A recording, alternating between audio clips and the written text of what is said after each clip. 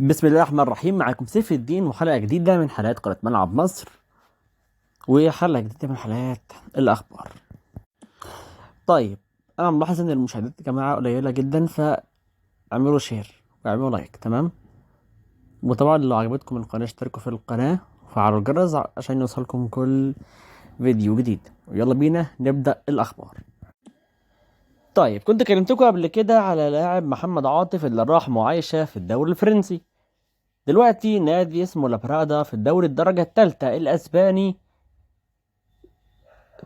طلب اللاعب ميدو عمرو من نادي الزمالك. ميدو عمرو لاعب ناشئ 2006، انتقل من نادي زد إلى نادي الزمالك. المهم، لاعب هيروح معايشة من 15/11 لحد يوم 30/11. هيتدرب في ملعب اسمه تقريبا توريس، وهيتدرب يعني وهيكون في فترة معايشة. طيب، النادي المصري لعب مباريات ودية. لعب أول ماتش كان قدام النادي القناوي، نادي القناة كسب 2-0. أما الماتش التاني فكان أمام نادي الداخلية، وده انتهى بفوز المصري 3-1 بأهداف لاعب أوكبوتو وجريندو وكمان عمرو طارق.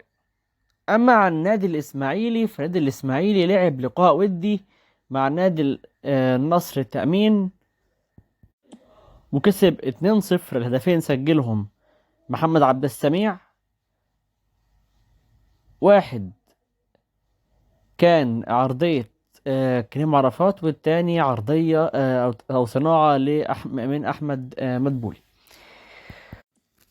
طيب، كمان محمود متولي اتصاب في منتخب مصر. تمام، وطبعا تم استبعاده من القائمة. محمد محمود. طيب، محمد محمود في ناس كتير قالوا ان هو خلاص هيفسخ عقده مع النادي الاهلي، ولكن ده غير صحيح. طيب، ايه اللي هيحصل بالنسبة لمحمد محمود؟ محمد محمود ان شاء الله في يناير بنسبة كبيرة جدا ممكن تكون 100% هيطلع اعارة. هل في نادي محدد او خلاص اختاروا نادي؟ لا، لسه. طيب، نرجع تاني بقى للمنتخبات. منتخب مصر الاولمبي هيعمل معسكر من يوم 10، يعني يعتبر هو خلاص اتعمل، لحد يوم 20. اما منتخب الشباب 2003 اللي بيدربه محمود جابر، هم عندهم معسكر الشهر ده. ممكن يلعبوا لقاء او لقاءين مع منتخب جامبيا، ممكن لا. طيب، آه تم استبعاد محمد رشدان، قصدي عبد الرحمن رشدان، ماجد هاني، يوسف حسن للإصابة. أما مصطفى أشرف وصلاح باشا وكمان عمر عبد المجيد لاعب هامبورج، فالثلاث لعيبة اعتذروا،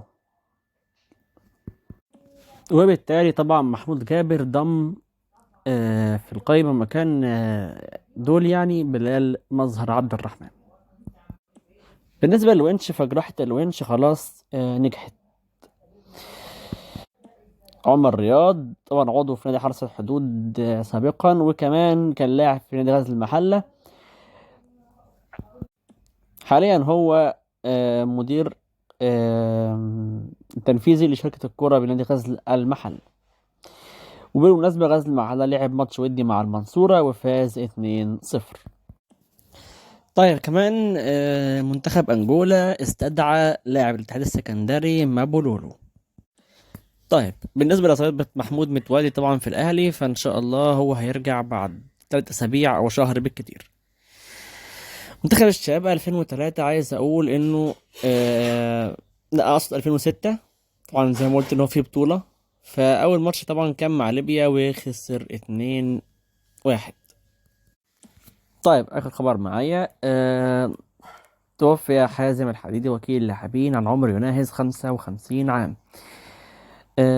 سريعا كده هقول هو كان وكيل لمين أبرز اللاعبين يعني. في الناس القديمة بركات الحضري وجده. أما عن اللاعبين الحاليين، وليد سليمان، سعد سمير، محمد الشناوي، وعمرو السولية. طيب، بس كده تكون خلصت حلقة النهاردة. أشوفكم إن شاء الله في حلقات كتيرة جديدة جاية. سلام.